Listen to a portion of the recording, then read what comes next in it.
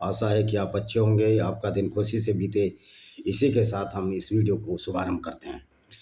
आज बताते हैं कि इस्लाम में शराब पीना हराम है। यानी कि शराब इसलिए नहीं पी जाती इस्लाम में कि लोगों की दिमाग खराब हो जाते हैं, लोग गलत कार्य करने लगते हैं। वैसे भी शराब ना पीकर कौन सी अच्छी बातें मुसलमानों को बताई हैं, इसकी समीक्षा करेंगे। ये वीडियो है हमारा किताब अल असरीबा। हदीसों की संख्या दी गई है जो इनके इस्लामिक जूरिस्प्रूडेंस में है, तो उसका देखिए पुस्तक संख्या सही मुस्लिम की किताब ये ऑथेंटिक है। फिर एक दूसरा लेख भी बताएंगे जिसमें इन इस्लामिक धूर्तों ने शराब ना पीने की वजह बताई हैं। तो पहली हदीस है सही मुस्लिम, पुस्तक संख्या 7879। क्या कहती है? अली बी अबू तालिब ने बयान किया कि बद्र की लूट से, अली बी अबू तालिब जो इनके चाचा का लड़का था मोहम्मद का, और इनका दामाद भी था फातिमा का हस्बैंड, बद्र की लूट से साफ साफ लिखा है कि इस्लाम में लूट जायज़ है। बद्र की लूट से अल्लाह के रसूल के साथ एक बूढ़ी ऊँटनी मेरे हिस्से आई, यानी मोहम्मद, और मोहम्मद के जो चचेरा भाई था और दामाद भी था अली के हिस्से में आई। अल्लाह के रसूल ने मुझे एक ऊँटनी दी। मैंने उसे एक दिन अंसारी के दरवाज़ों पर घुटनों के बल बैठाया।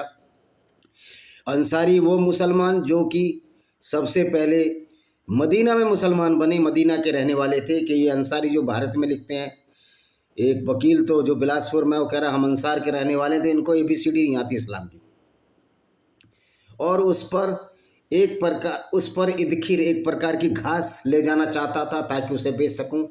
मेरे साथ कनुका, बनु कनिका एक कबीला था, जनजाति का एक सुनार था। मैंने उस घास की बिक्री से प्राप्त मूल्य की मदद से फातिमा के साथ विवाह के अवसर पर एक शादी की दावत देना चाहा, और हमजा भी अबद अल मुत्तलिब उस घर में एक गायिका के साथ शराब पीने में व्यस्त थे।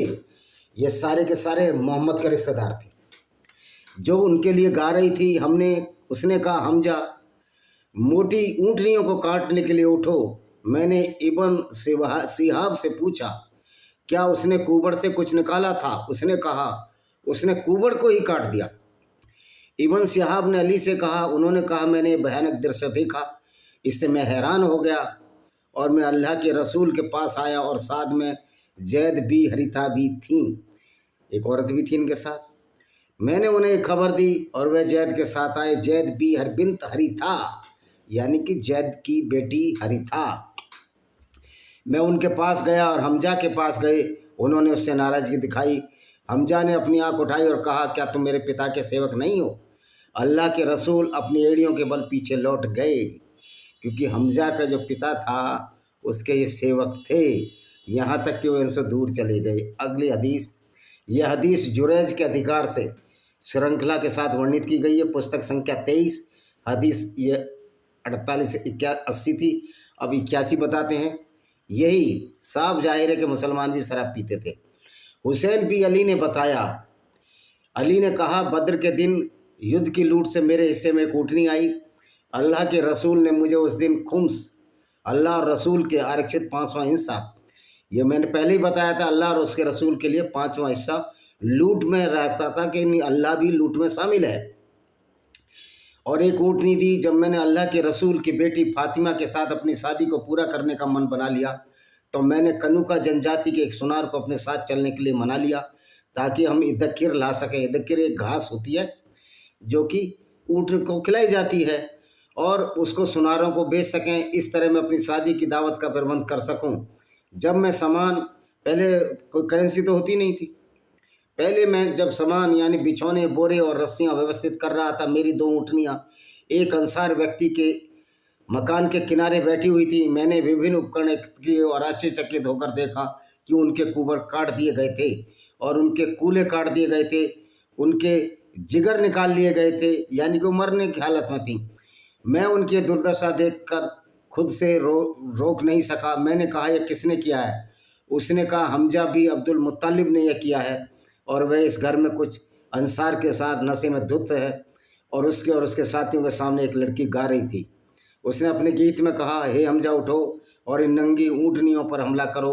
इस पर हमजा एक तलवार लेकर खड़ा हुआ और उनके कुबड़ काट दिए उनके कूल्हे फाड़ दिए, उनके जिगर को फाड़ डाला। अली ने कहा मैं चला गया, यहाँ तक कि मैं अल्लाह के रसूल के पास पहुँचा। उनके साथ ज़ैद भी हरीता थे। अल्लाह के रसूल सल्लल्लाहु अलैहि वसल्लम ने मेरे चेहरे से पहचान लिया। मैंने क्या अनुभव किया, इस पर अल्लाह के रसूल पैगंबर मोहम्मद ने कहा तुम्हें क्या हो गया है। मैंने कहा अल्लाह के रसूल, अल्लाह की कसम मैंने आज जैसा दुर्भाग्यपूर्ण दिन कभी नहीं देखा।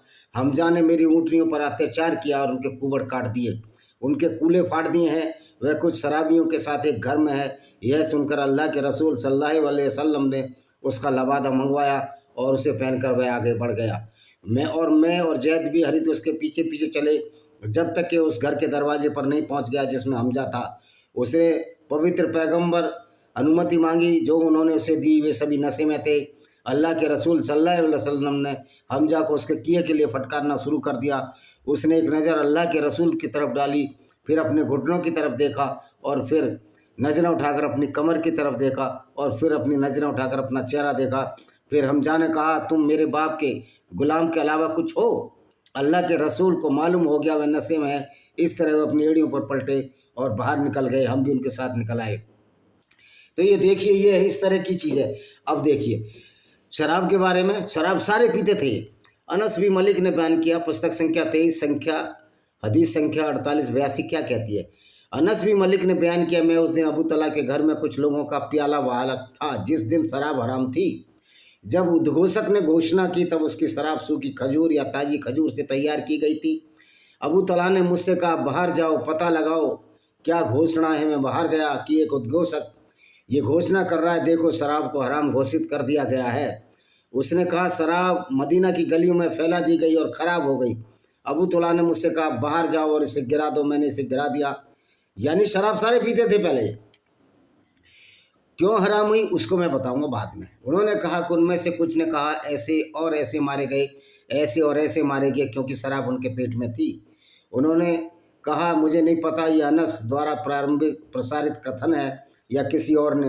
फिर अल्लाह जो सर्वोच्च और महिमावान ने प्रकट किया, जो लोग ईमान लाए अच्छे कर्म किए उनके द्वारा खाए भोजन के लिए कोई पाप नहीं होगा, जब तक कि वो अल्लाह से डरते रहे, ईमान लाएं और अच्छे कर्म करते रहे। इसका मतलब है आप ईमान लाओ और अच्छे कर्म क्या है मुसलमानों के, गैर मुस्लिम को कत्ल करो, उनकी औरतों को लूट कर बाजारों बेचो जैसे मोहम्मद ने बेची थी, ये इनके अच्छे कर्म है।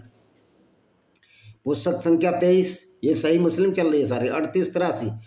अब्दुल अजीज़ बिन सुहैब ने भी, ये हदीसें हैं जो इनकी किताब हैं, कि उन्होंने कुछ लोगों ने अनस बिन मलिक से फादिक यानी ताजी खजूर से तैयार की शराब के बारे में पूछा, जिस पर उन्होंने कहा आपके इस फादिक के अलावा हमारे पास कोई शराब नहीं थी।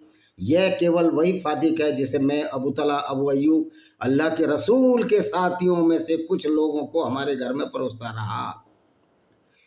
जब एक व्यक्ति आया उसने पूछा क्या खबर तुम्हें पहुंची। हमने कहा नहीं। उसने कहा वास्तव में शराब को हराम घोषित कर दिया। इस पर अब्दुल तला ने कहा अनस इन बड़े घरों को गिरा दो।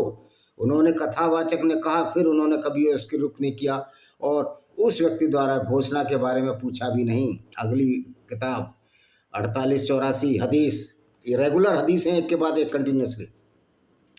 अनस बी मलिक ने बताया मैं अपने कबीले के चाचाओं के बीच खड़ा था और फादिक खजूर की बनी हुई शराब परोस रहा था, जबकि मैं उनमें सबसे छोटा था। जब एक व्यक्ति आया और कहा वास्तव में शराब का उपयोग निषिद्ध है।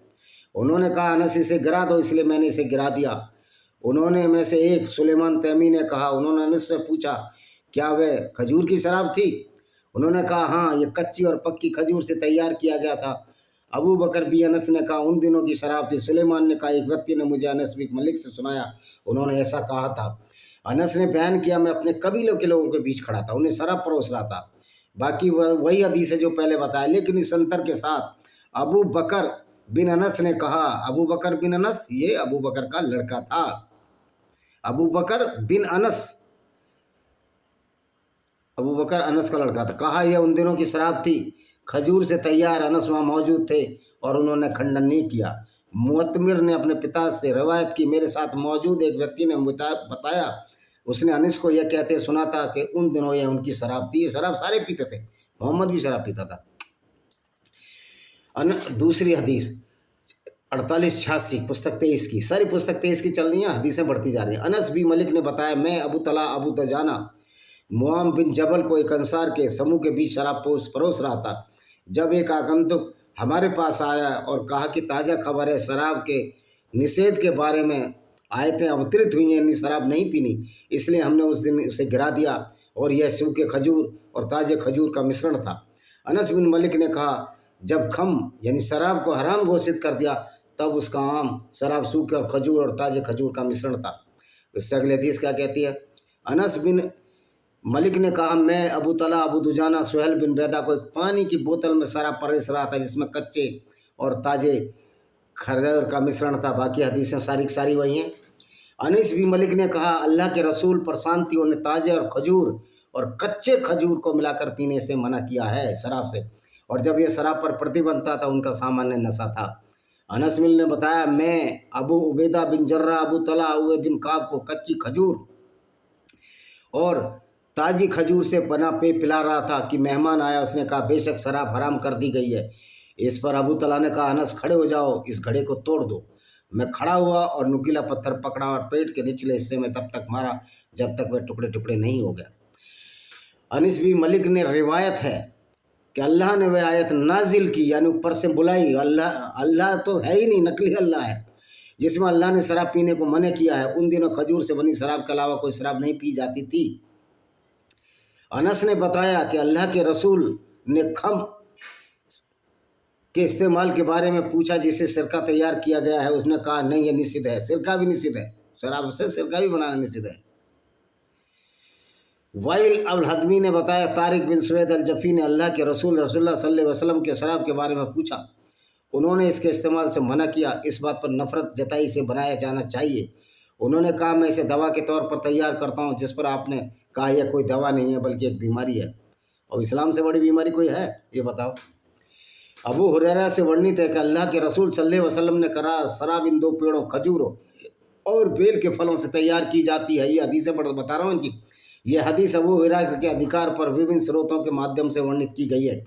अबू हुरैरा ने अल्लाह के रसूल सल्लल्लाहु अलैहि वसल्लम से रिवायत किया, उन्होंने फरमाया, शराब बेल और खजूर से बनती है। अबू कुरैब ने इसे शब्दों में थोड़े से बदलाव के साथ किया है।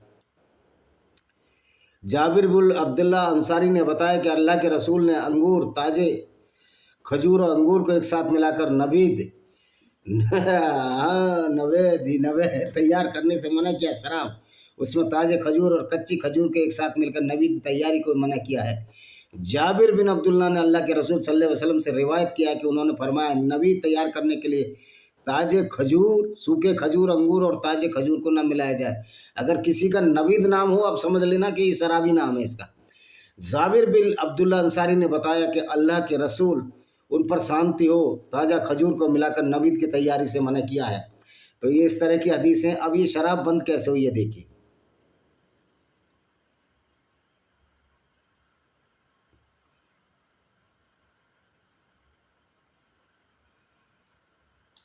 अब हम वो शराब बंद कैसे हुई ये देखें। तो ये शराब जब बंद हुई, जब इनका हजरत अली दामाद नमाज पढ़ाने लगा। कहीं गए थे लूटने पाटने तो जाते रहते थे, धंधा ये था।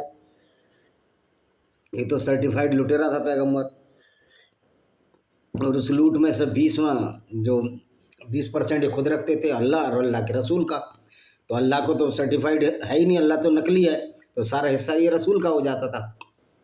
अब इस्लाम में शराब जब हुई, जब मोहम्मद अली नशे में गलत सलत पढ़ाने लगा, और जब गलत सलत पढ़ाने लगा तो मोहम्मद ने कह दिया, ये तो गड़बड़ हो जाएगी। शराब के नशे में अगर नमाज पढ़ी जाएगी तो ये तो बहुत लोग मजाक बनाएंगे। और दूसरा, शराब के नशे में ये लड़ भी नहीं पाते थे कि उनका तो पैसा लूटने का था। अगर डाकू, चोर, उचेरा, लुटेरा, उचक्का अगर शराब पी लेगा तो लूटेगा कैसे? तो मोहम्मद ने कहा, इस शराब को ही बैन कर दो, नहीं तो हम मारे जाएंगे किस युद्ध में। कि मोहम्मद के दुश्मन तो बनेंगे ही। जब आप लूटोगे, दूसरों की औरतों को बाजारों बेचोगे तो आपके दुश्मन बनेंगे।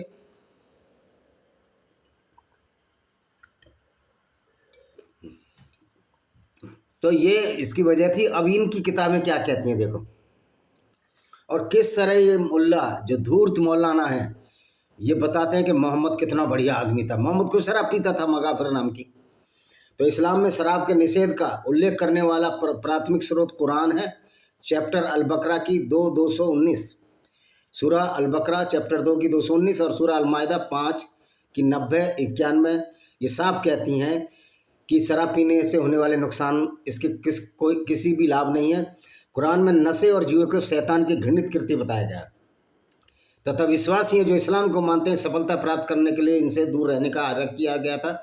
शराब को लोगों को ईश्वर को याद करने, प्रार्थना रोकने की क्षमता के लिए जाना जाता है, जो कि मुसलमानों की दैनिक दिनचर्या और आध्यात्मिक विकास के लिए महत्वपूर्ण है।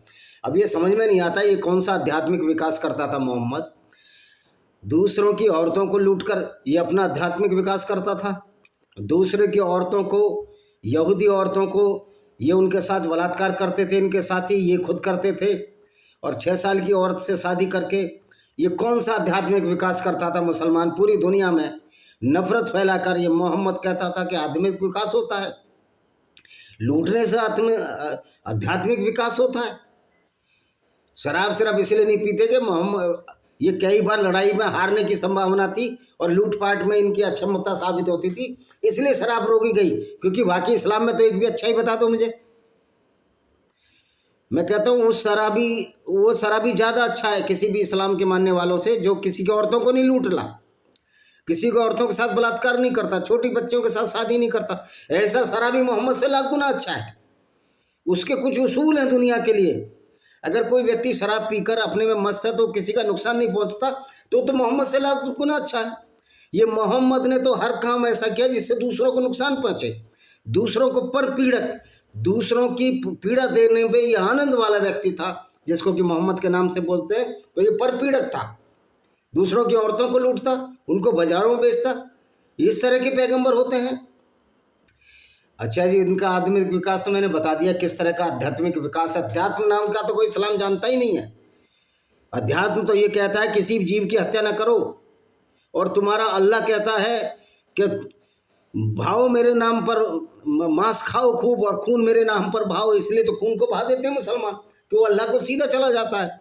तो ये क्या आध्यात्मिक है, क्या जीवन शैली है? यानी कि आप दूसरों को कत्ल करके खुद जीना चाहते हो, ये अब हो नहीं सकता। इसका समुचित जवाब दिया जाएगा और दिया जा रहा है। इसलिए हमारे बहुत से मुस्लिम भाई इस्लाम छोड़ रहे हैं। देखिए, इस्लाम मूर्खों के लिए तो अच्छी बात हो सकती है, हत्यारों और चोर और बलात्कारियों के लिए इस्लाम एक आदर्श हो सकता है, पैगंबर आदर्श हो सकता है, लेकिन अच्छे व्यक्ति के लिए आदर्श नहीं होता। अब ये क्या बोल रहे हैं, इनका लेख है, फिर इनकी ऐसी तैसी मैं करता हूँ। सामाजिक दृष्टिकोण से शराब को कई सामाजिक समस्याओं का मूल कारण माना जाता है, जिसमें परिवार और समुदायों के भीतर हिंसा, दुर्व्यवहार और उपेक्षा शामिल है। मैं भी शराब की तारीफ तो नहीं कर रहा, मैं शराब को अच्छी चीज़ नहीं मानता, मैं खुद भी नहीं पीता हूँ। लेकिन ये बताओ कि मुसलमान जो शराब नहीं पीते उनके अंदर हिंसा और दुर्व्यवहार और उपेक्षा तो है ही। उपेक्षा है, वो कहते हैं कि गैर मुस्लिम तो जीने लायक ही नहीं है, वो तो गंदे हैं, पोटी जितने गंदे हैं। दुर्व्यवहार तो ये करेंगे, जब इनका मोहम्मद करता था, गैर मुस्लिम औरतों के साथ दुर्व्यवहार करता था। और अगर कोई मुसलमान नहीं बने, इनकार कर दे, तो हजरत अली ने तो लोगों को जिंदा जला दिया था। तो दुर्व्यवहार भी करते हैं, हिंसा भी बढ़ाते हैं। तो भाई बिना शराब पिए तुम शराबियों से भी ज़्यादा खतरनाक हो। ये मोहम्मद की आइडियोलॉजी तो किसी हिटलर और गैंगस्टर से भी ज़्यादा खतरनाक है। अब यह आगे क्या बोलता है, शराब के सेवन से होने वाली स्वास्थ्य संबंधी प्रभाव अच्छी तरह से परिलक्षित हैं। इसमें लीवर की बीमारी, हृदय संबंधी समस्याएं, नशे की लत का जोखिम बढ़ जाता है। अब ये बताइए, जो तुम रोज़ा रखते हो गर्मियों में, तुम्हारी किडनी फेलियर होती हैं, तुम्हें कैंसर होते हैं, सारी बीमारियों की जड़ी रोजे हैं। लोग कह रहे रोज़ा बड़ा पवित्र है। वो क्या पवित्र है? तुम्हारे रोजे के बाद, जब रमजान के महीने के बाद तो तुम लोगों को कत्ल करोगे, ये तो तुम्हारी आयत है। हालांकि अब तुम कत्ल नहीं कर सकते, क्योंकि इस्लाम की तलवार मोथरी हो चुकी है, इस्लाम की आइडियोलॉजी खुल चुकी है, और गैर मुस्लिमों ने भी तुम्हारा मुकाबला करना सीख लिया है। इस्लामिक विचारधारा का, इस्लामिक गुंडों का मुकाबला करना सीख लिया है, लेकिन अभी पूरी तरह से नहीं है। पूरी रो में आना पड़ेगा इस विचारधारा के खिलाफ लड़ने के लिए। इस्लामिक गुंडागर्दी के खिलाफ आपको पूरी रो में आना पड़ेगा। जगह जगह, गली गली में इस विचारधारा का विरोध करना होगा। शस्त्र और शास्त्र दोनों को उठाना होगा और सच्चाई की तरफ जाना होगा। डरने से कुछ होने वाले नहीं है, क्योंकि डरने से तो आपकी वही हालत है कि भाई मैं तो कबूतर हूँ, मैंने तो आंख बंद कर लिया, मैं बिल्ली को नहीं देख रहा। लेकिन बिल्ली तो आपको देख रही है, बिल्ली को तो कोई फर्क नहीं पड़ता। उसका तो उद्देश्य है इस्लाम का पूरी दुनिया में इस तरह की गुंडागर्दी को फैलाना, जिसको कि इस्लाम कहते हैं। शराब की लत के जाल में फंसने वालों के लिए इस्लाम करुणा और रिकवरी के समर्थन को बढ़ावा देता है। कई मुस्लिम समुदायों ने हमारे रिहैब, लाइफलाइन जैसे पुनर्वास के महत्वपूर्ण भूमिका निभाते हैं। देखिए, शराब पीने वाले व्यक्ति से शराब पीने वाला व्यक्ति अगर हिंसा, हालांकि शराब बुरी है, उसके स्वास्थ्य को नुकसान पहुंचाएगी, उसके परिवार पर इसका असर पड़ेगा। अगर वो किसी से नहीं लड़ता तो उसके परिवार पर, उसके स्वास्थ्य पर असर पड़ेगा। लेकिन अगर वो सबसे लड़ता है तो पूरी दुनिया पर असर पड़ेगा। लेकिन बिना शराब पिए, जिनका इस्लाम ये कहता हो कि गैर मुस्लिमों को आप कत्ल भी कर सकते हो, गैर मुस्लिम गंदे हैं, नजस है, पोटी जितने गंदे हैं, और किसी भी गैर मुस्लिम से दोस्ती ना बनाओ, तो शराब पीने वाले से ज़्यादा हानिकारक है इस्लामिक विचारधारा है। शराब पीने वाला व्यक्ति अगर किसी को परेशान नहीं कर रहा तो अपनी सेहत खराब कर रहा, मैं ये मानता हूँ। और हर व्यक्ति की अगर सेहत खराब होती है शराब पीने से, तो वो जो देश के विकास में, योगदान में अपना श्रम देता है, उसमें कमी आ जाती है। शराब पीने से कोई भी देश आगे नहीं बढ़ सकता। जिस तरह रसिया में सबसे ज़्यादा शराब पी जाती है, लेकिन रसियन अगर युद्ध वार हो जाए तो उन लोगों से जरूर हार जाएंगे जिन्होंने कभी भी शराब का सेवन नहीं किया। और मज़े की बात है कि शराब का सेवन न करने वाले इस्लाम के लोग आज क्या कर रहे हैं? आज वो लोगों की बेइज्जतियां कर रहे हैं, लोगों के गले काट रहे हैं। कल परसों आज ही गाजीपुर में रोहित गुर्जर की हत्या कर दी गई। ये इसलिए होती है, मैं रोहित गुर्जर अपने गुर्जर भाइयों को कहना चाहता हूँ, आपने उमेश कुमार के खिलाफ तो इतना बड़ा षड्यंत्र किया, जबकि वो तो हिंदू ही था। तो हम ये कर देंगे, हम ये कर देंगे, और रोहित गुर्जर की सरेआम हत्या कर ली गई और तुम सिर्फ रोने के सिवा कुछ नहीं कर सके। तो बढ़ाई मारने से, आप बकवास करने से, बोस्टिंग करने से, सलागा बढ़ाई मारने से काम ये है वो है, इससे कोई हल नहीं होता है। सच्चाई को स्वीकार करो। गुर्जरों ने, कितने गुर्जर है जो मुस्लिम बन गए। हर जाति जो अपने को बड़ा तोपचंद समझती थी, सारे के सारे मुसलमान बन गए। तो तुम्हारी तोपचंदी की धज्जियाँ उड़ती हैं, तुम्हारी खिल्लियाँ उड़ती हैं। अगर कोई हमसे ये कहे कि हम पूरी कौम ही बहादुर है, तो हम सिर्फ उसकी हंसी उड़ाने, उपवास के सिवा कुछ नहीं कर सकते। अगर तुम्हारी कौम पूरी बहादुर है, कोई भी कौम एक्स वाई जेड, मैं कोई गुर्जरों के खिलाफ थोड़ी हूँ, तो मेरे ही भाई हैं। जो भी कौम कहती है हम सारी कौम बहादुर है, तो हम अपनी खुद कौम की हंसी उड़ाते हैं। अगर सारी कौम बहादुर है तो फिर क्यों मुसलमान बने भाई तुम? वो कह रहे हैं हम तो लालच के बल में बने, तो तुम तो कायर हो, तुम तो लालची हो, बिकने वाले हो, टुकड़ों पर बिकने वाले लोग हो। जिस तरह के जयपुर का घराना रुका, जो टुकड़ों पर बिकने वाले लोग होते हैं, उनकी औकात क्या होती है? वो अपने मन में कुछ भी कह लें, हमने तलवार चलाई। तलवार तुमने किसके लिए चलाई? तलवार चलाई तुमने उन इस्लामिक लोगों के लिए जिनकी विचारधारा ये कहती है गैर मुस्लिम को जीने का हक नहीं है।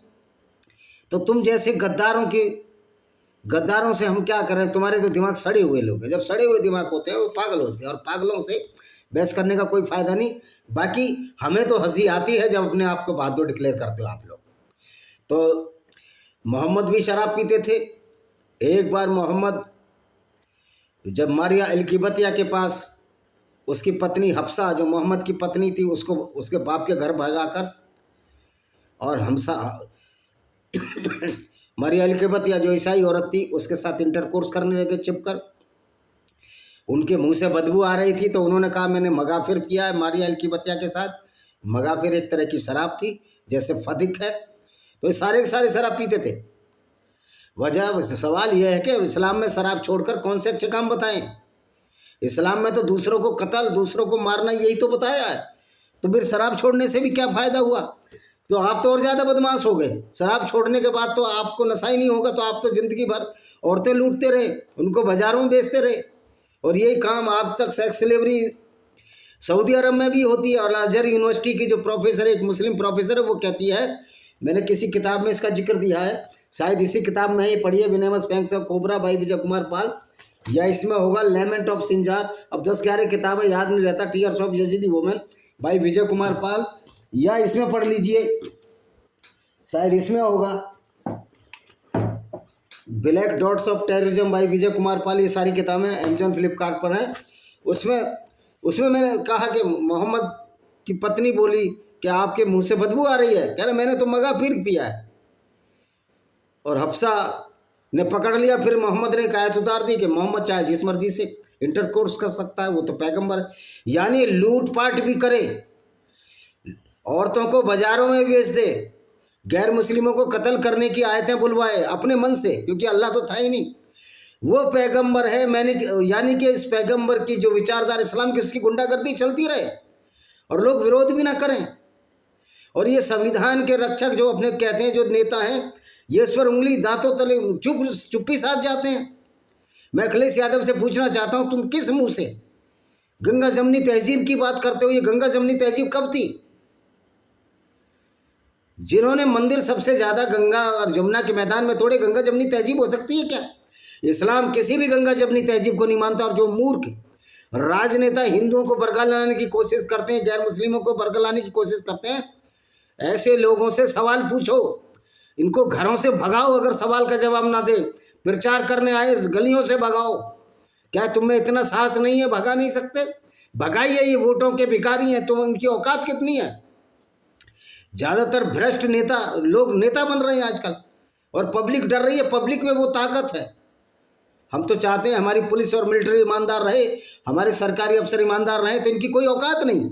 इनकी तो औकात गली के कुत्ते से भी गई बीती है। जिस तरह की हरकतें कर रहे हैं, मैं सब नेताओं के लिए नहीं बोल रहा हूँ, जो देश विरोधी हैं और जो हिंदुओं को गंगा जमनी तहजीब के नाम पर कत्ल करा रहे हैं, जिसमें अखिलेश यादव, चंद्रशेखर रावण, मायावती ऐसे लोग हैं, ये सारे के सारे झूठे धर्मनिरपेक्ष है। जब तक भारत में एक भी मुसलमान है, धर्मनिरपेक्षता हो ही नहीं सकती, क्योंकि इस्लाम कहता ही नहीं इस बात को। इस्लाम तो कहता है कि हमें गैर मुस्लिमों के साथ रहना ही नहीं। और फिर ये नेता, राक्षसी प्रवृत्ति के नेता, ये बांग्लादेश के घुसपैठियों के आधार कार्ड बनवा रहे हैं। और पब्लिक देखिए, इनके मुंह पर चाटे क्यों नहीं रसीद किए जाते? इनको पीटा दौड़ा कर गली गलियों से भगाया क्यों नहीं जाता? क्या हिंदू सोता रहेगा, जागता रहेगा? क्या करेगा? ये आपको फैसला करना है। और वोट देते हैं, क्या अगड़ा पिछड़ा होता है? ये अगड़ा पिछड़ा पिछले 50 साल से चल रहा है। कोई दलित नाम का कोई शब्द वेदों में है? ये जो झूठ का व्यापार है, कह रहे हैं मूल निवासी कौन था? मूल निवासी कौन नहीं था? भारत में तो कोई रहता ही नहीं था पहले। सारा जो मनुष्य का जो 2.5 लाख वर्ष पूर्व हम जैसा मानव आया, होमो सेपियंस जिसे कहते हैं, वो तो साउथ जो अफ्रीका के ईस्टर्न कोस्ट पर पैदा हुआ जो कंट्री है, जो ईस्टर्न कोस्ट के सोमालिया वगैरह, सबसे पहले मानव का जीवाश्म वही मिला है। उसके बाद ये जर्मन में आए, जर्मन से आके भारत में आ गए, कुछ अरब के रास्ते आए, और सबसे पहला तो महाराष्ट्र में आया। तो कोई मूल निवासी की थ्योरी भी है, बेकार थ्योरी है। ये सिर्फ हिंदुओं में कांट और छाट के लिए बनाई गई। तो अब ये बताइए, अब मूल विषय पर आते हैं। इस्लाम में शराब पी के कौन से अच्छे काम कर रहे हैं? वही तो गुंडागर्दी। इस्लामिक कुरान तो बदली नहीं है, तो गुंडागर्दी तो लागू रहेगी। कुरान तो हमेशा के लिए, जो कहते हैं कुरान 14 साल पहले थी, तो खत्म करो कुरान को, बदलो उस कुरान को। इसका मतलब अगर तुम कुरान को बदलोगे तो ये अल्लाह का आदेश नहीं है, और अल्लाह तो वैसे भी फर्जी है, वो तो हम साबित कर ही चुके हैं। जो अल्लाह कहता है मैंने धरती बनाई है, उसको ये नहीं पता कि धरती सूर्य के चारों तरफ घूम रही है। तुम्हारा कुरान कहता है धरती स्थिर है, सूर्य उसके चारों तरफ घूम रहा है। तो ये अल्लाह भी झूठा, ये इस्लाम की सारी विचारधारा झूठी है। और सारे लोग ये शराब पिया करते थे। बाद में शराब इसलिए छोड़ी कि इनको लूट में मुश्किल होने लगी, हारने का डर सब लाने लगा। हजरत अली ने नमाज शराब में पढ़ाई, इससे कोई फर्क नहीं पड़ता था। असली काम था कि मुसलमानों को लूट में हारने का डर था। ये मोहम्मद अच्छी तरह समझता था। मोहम्मद का तो धंधा ही लूटपाट का था, औरतों को लूटना, उनको बाजारों में बेचना, ये तो इनका बिजनेस था। ये ब्लेंडर ऑफ ब्लेस्फेमी मेरी किताब है, इसको भी पढ़िए। इसमें पूरा इस्लाम का काला चिट्ठा इनकी कुरान की आयतों पर खोला गया है। इसी के साथ मैं इस वीडियो को विराम देता हूँ। वंदे मातरम, जय हिंद, आपका दिन शुभ हो।